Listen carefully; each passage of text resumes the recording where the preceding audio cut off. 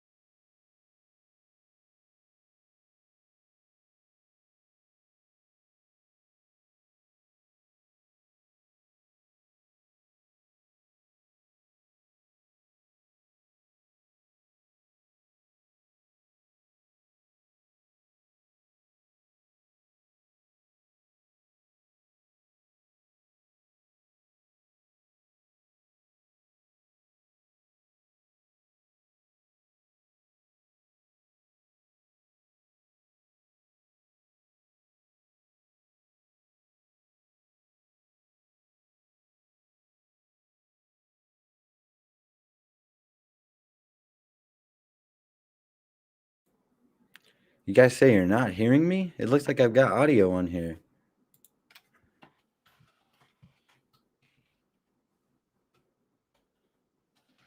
Whew. One sec, guys. I don't know what's going on now. Looks like I've got all my audio connected properly.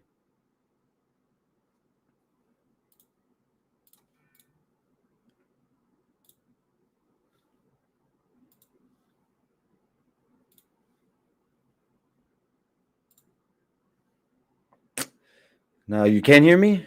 You can hear me now? Okay. During the TA, you're not hearing anything. Okay. That's a little weird.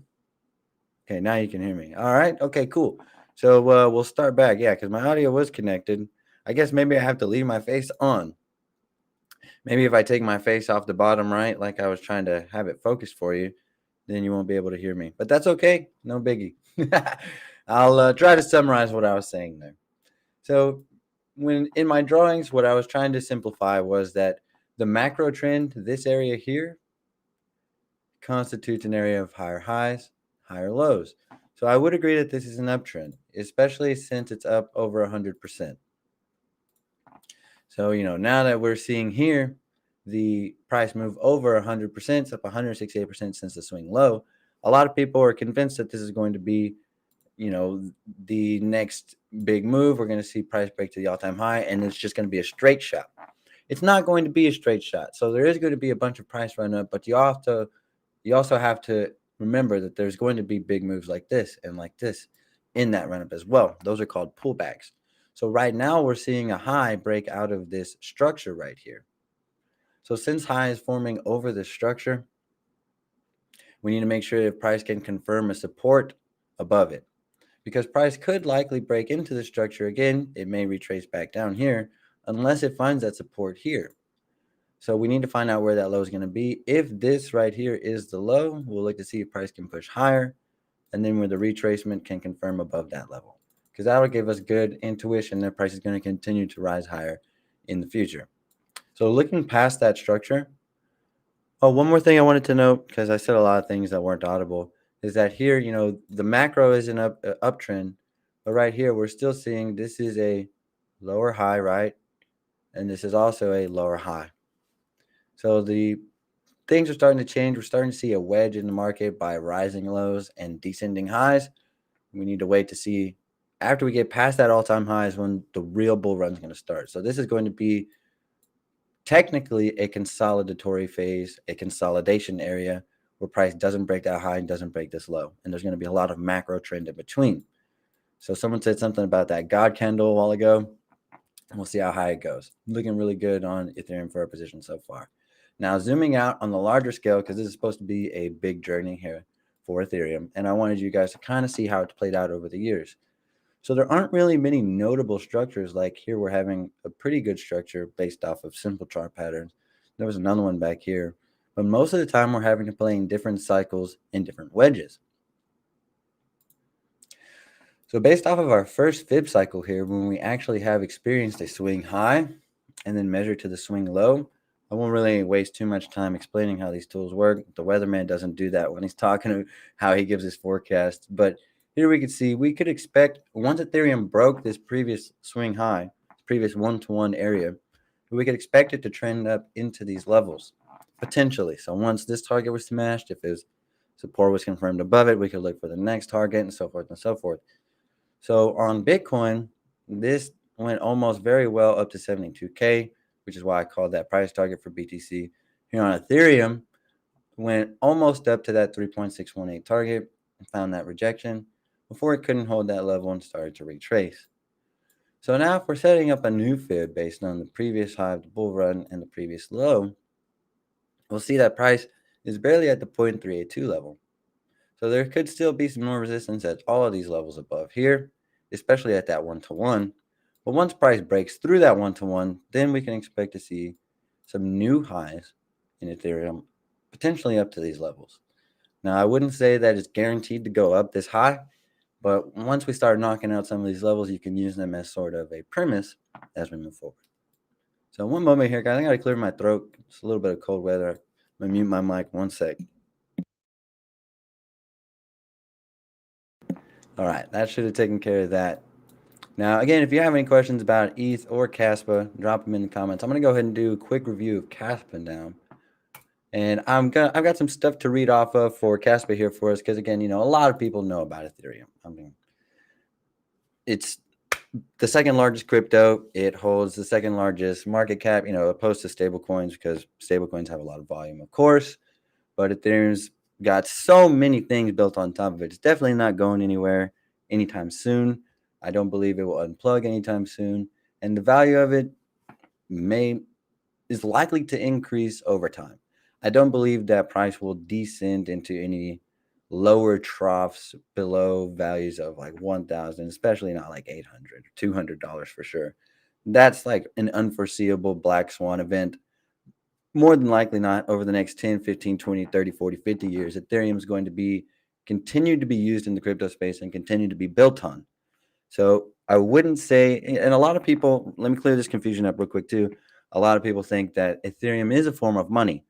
Bitcoin aims to be a form of money, where Ethereum does not intend to be money or currency or anything like that. Rather, the tokens, coins produced for the Ethereum network provide value to the Ethereum network.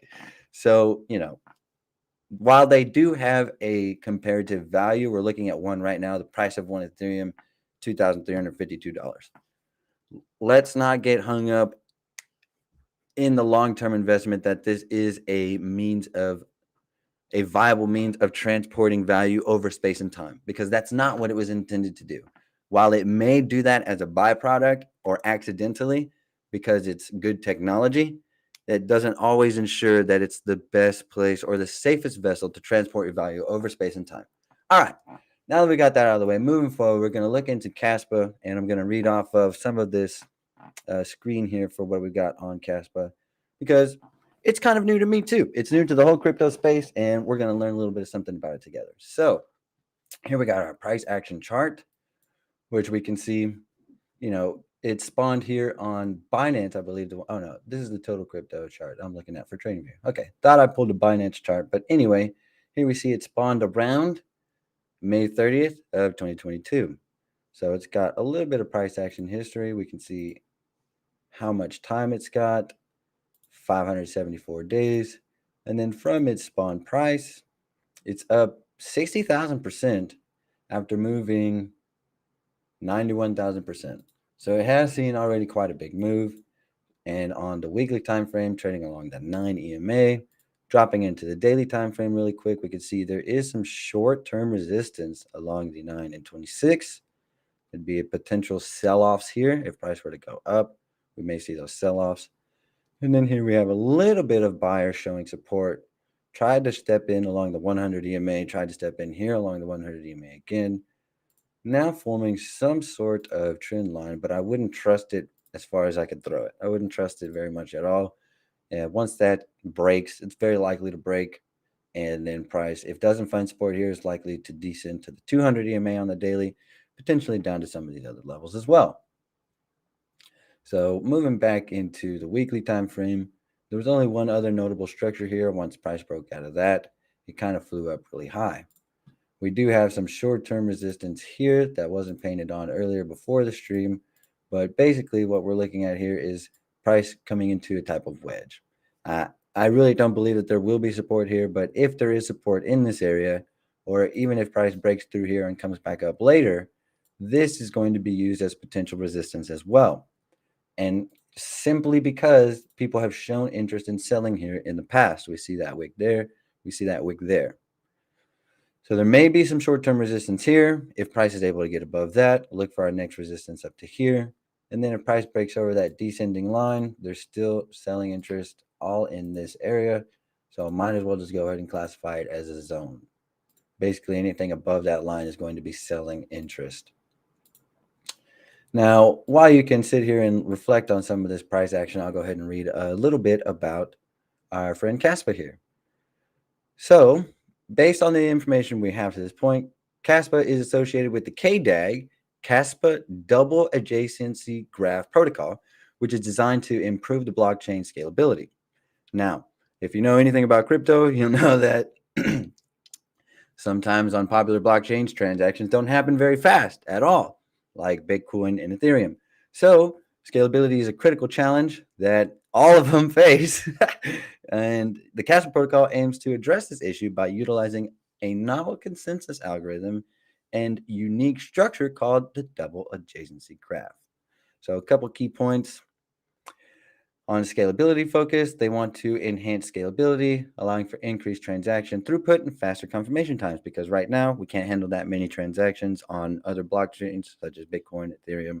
There are a bunch of other different layer ones that can handle transactions at a super fast rate, like Solana, Ton, Algorand. But Algorand is one that's even less used, less popular. You can do all the same things on it as Ethereum, but in any case, one of the things they're trying to focus on here is scalability.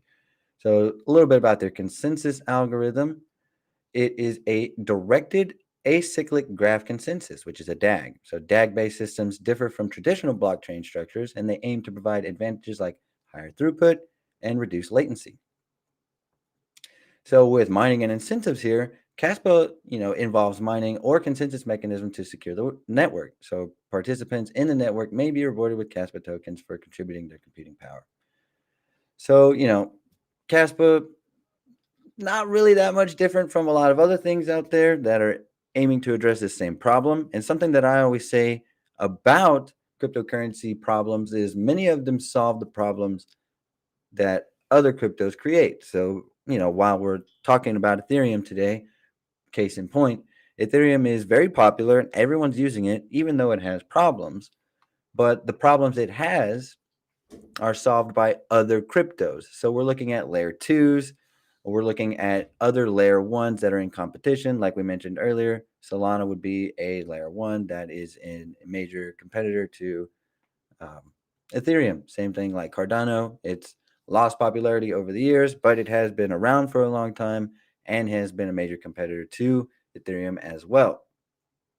So a lot of the problems we're looking at here, it just kind of just goes back and forth. You have to pay attention to what are you using crypto for and what problems do you have that crypto solve. So I know a lot of the times, let me go ahead and take my screen off here and we'll make me big and we'll look at some questions here in just a moment. We'll do some Q&A. So I just want to express to you guys, a lot of the times, especially on YouTube with influencers, you can see where they're promoting a coin and they'll say things about the coin that make it sound very, very good. Oh, it's 1000x gem, things like that. You might be finding those gems more often than others, and congratulations to you. But be careful about the different altcoins you invest in and how heavily you invest in them, because I would say, you need to have, everyone's looking for a short, quick pump, something that will give them money very quickly, immediately. Now, that's not a bad thing to look for, but we also need to make sure that we are looking for other things such as value and things that solve real problems over the long term, like 10, 15, 20 years from now. What will be around? How many of these little shit tokens that we're trading right now? And again, I don't have anything against trading them. I'll trade anything, I'll trade Bonk, Doge. I bought my phone right here. This phone.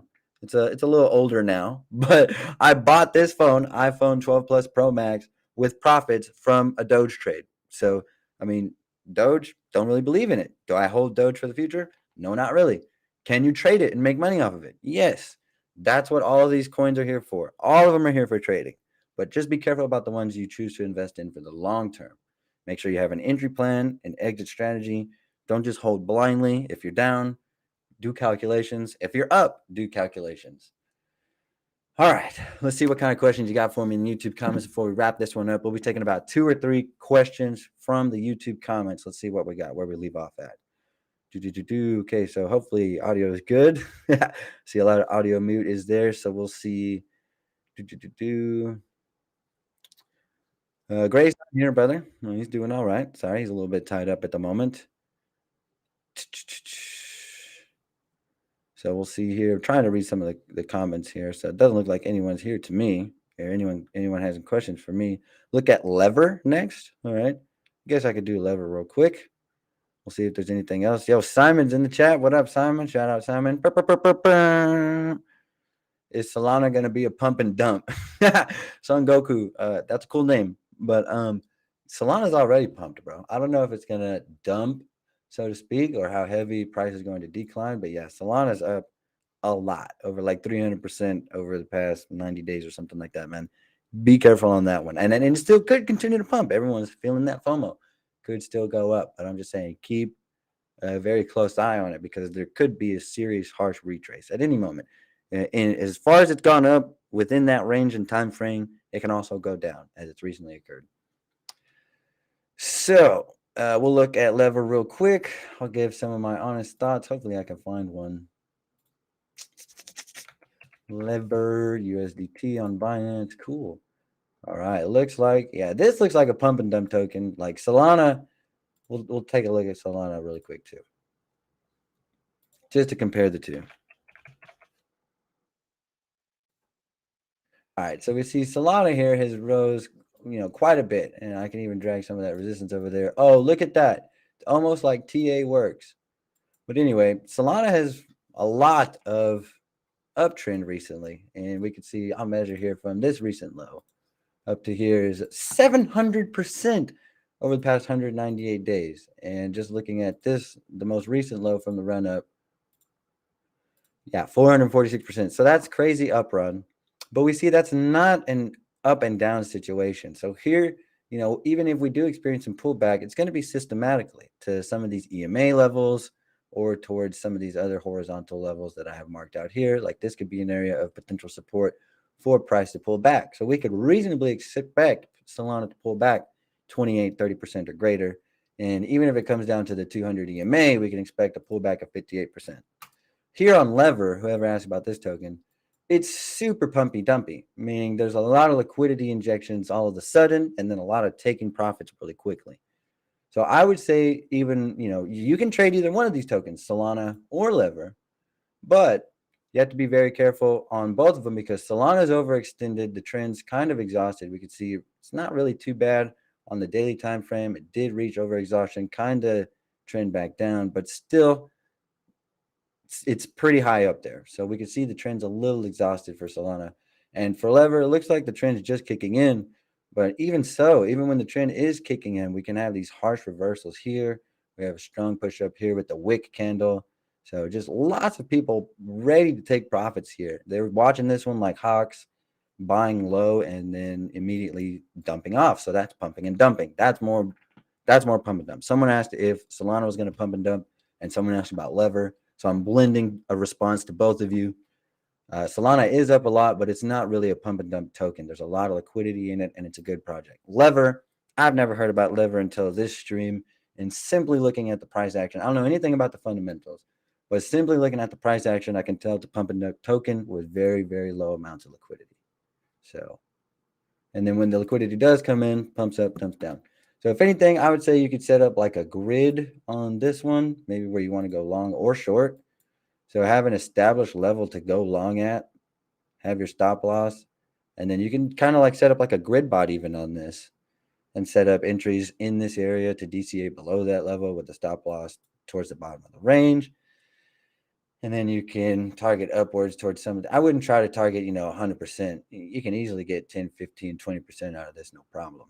On a regular basis too. It seems like these happen in increments of so far since the 22nd. I mean, we have a month between pump there, 79 days, 20 days, 63 days. So I mean, it's not every day that this is occurring, but there's definitely, you can see those sporadic movements in price if you want to try and catch up on that. So with that, we'll take one more question from the comments. Let's see what we got here. Where did we leave off at? Got a lot of comments in here. Let's see. I'm going to take one more. Someone said, can we look at Lever? What's up? Okay, so the next question in order. Man, someone asked about Coq Inu. I don't know if you guys are bots or not, but someone asked about Coq Inu on the last stream as well. We did a quick TA on that and VMPX. I'll show both of those again as well. So not sure. Oh, sorry. Actually, let me pull up my deadly charts first. Oh, shoot. I just realized I wasn't even showing you my charts on my last one. Sorry, guys. Okay, so anyway, here, we'll run through that again real quick on Lever. Lever, we can see here, you can see how pumpy and dumpy it is. I mean, it comes up, comes down, up, down, up, down. And if you look into it, you can tell real quickly that those are going to be selling orders from people who put in the buy orders here. So then looking back at Solana real quick, because I did a lot of talking without showing you the chart. Here we can see how high up that one is. And then we can see price not holding, or if price holds support here, that retracement I was talking to you guys about likely could be towards this area, because here we could see there was a previous resistance there and previous support there. So we found that resistance there and could potentially flip to a support roll, meaning it's possible Solana could pull back about 21, 22% to that previous level of support if it can hold there. Otherwise, looking back at some of the EMAs, it could pull down possibly 56, 60%. So that's, right there in reasonable range for Solana. But again, Solana is not a pump and dump token. It's getting healthy moves versus that other one I was asked about, Lever. All right. So then what were the other two? All right. So before we get out of here, Coq Inu, because these are the next ones that were in order. So I see a lot after that too, but I'm gonna have to go with Coq Inu and VMPX. So we'll look at COQ. I think that's the one. Coq Inu Tether. Yeah, I looked at it a little bit before, and yeah, my goodness. Be very careful here. Get out of this. The downtrend is definitely gaining momentum. I can't even zoom in all the way here on the MACD. All right. So it does look a bit oversold now by the RSI.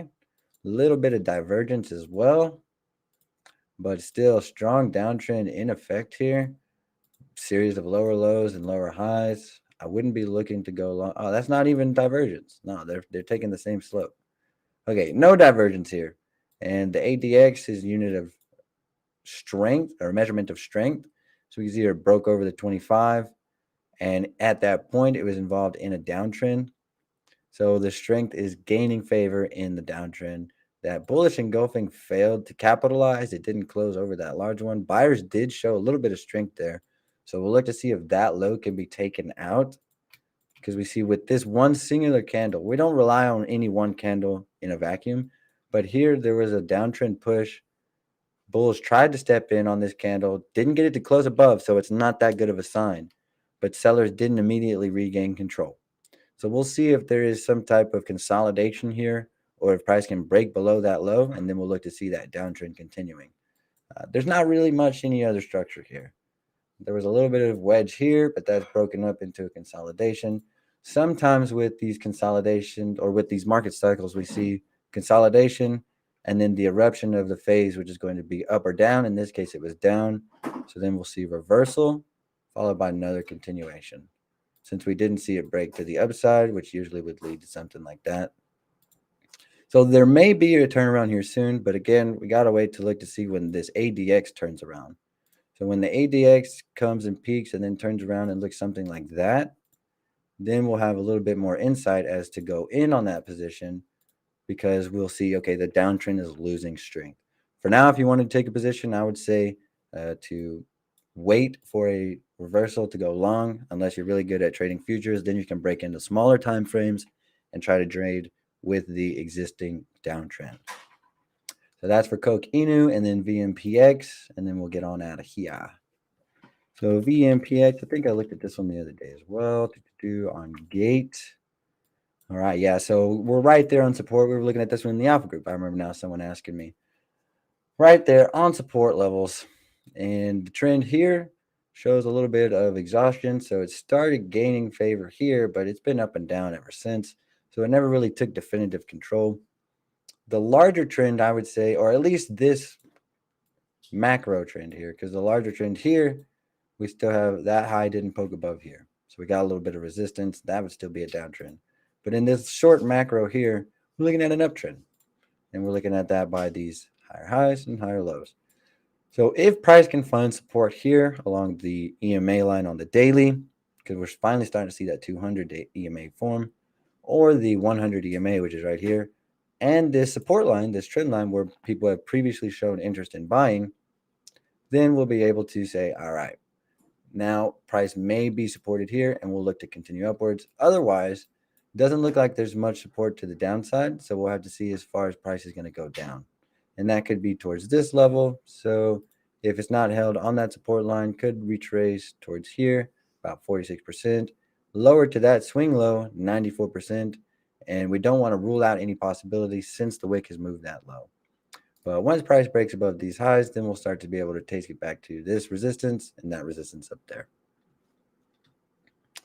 So yeah, that's all we got for today, fellas. I appreciate y'all for coming. Be sure to take a look in the links in the description if you want to join our alpha group. So where we can give you the backstage analysis. If you want me to perform an analysis like this for you, all you got to do is say like, yo, Deadly, what do you think about this coin? Just drop into the alpha group and I'll do that for you any time of the day. As soon as I see your message, I'll jump in right in for you and I'll be able to give you that analysis you need or any other questions that you might have.